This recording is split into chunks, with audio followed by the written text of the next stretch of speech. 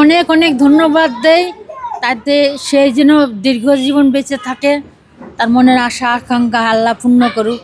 কিন্তু এতটা আনন্দ সহকারে খাবার তৃপ্তি নিয়াম মজা করে খাবারটা আমরা কখনো খাইনি, খুবই ভালো লাগছে। বিএনপির ভারপ্রাপ্ত চেয়ারম্যান জনাব তারেক রহমান আমাদেরকে সবসময় সাধারণ মানুষের পাশে থাকতে বলেন। তার ধারাবাহিকতায় আজকে তার জন্মদিন হিসেবে আমরা মানসিক এবং শারীরিক ভারসাম্যহীন মানুষদের পাশে এসে তার জন্মদিনটি উদযাপন করেছি। একটি দিন যে তার আনন্দ, এই জন্মদিনের আনন্দটি সবার মাঝখানে, তাদের মাঝখানে আমরা ছড়িয়ে দেওয়ার চেষ্টা করেছি। অনেক খুশি হয়েছি যে আমাদের মতন প্রতিবন্ধী অসহায়দের জন্য স্যার এত বড় একটা আয়োজন করছে।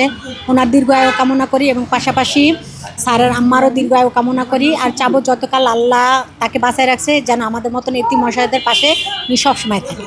আর স্যারের কাছে আমার একটা বিশেষ রিকোয়েস্ট, আমার এখানে পেশেন্ট আছে, তাদের ট্রিটমেন্টটার ব্যাপারে যেন স্যার একটু আগ্রহীভাবে দেখে। আজকে অনেক খাবার, এত খাবার আমরা কখনো আশা করি না যে এরকম পরিমাণে খাবার উনি আমাদেরকে খাওয়াবে।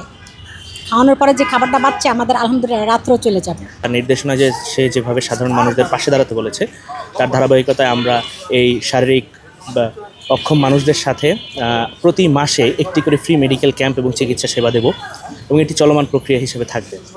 আমরা সকলকে আহ্বান জানাবো জনাব তারেক রহমানের এই ইসে সামিল হয়ে সাধারণ মানুষদের পাশে দাঁড়ানোর জন্য। এবং তিনি যে স্লোগানটি দিয়েছিলেন যে সবার আগে বাংলাদেশ, সে সবার আগে বাংলাদেশকে ধারণ করে বাংলাদেশকে এগিয়ে নেওয়ার জন্য।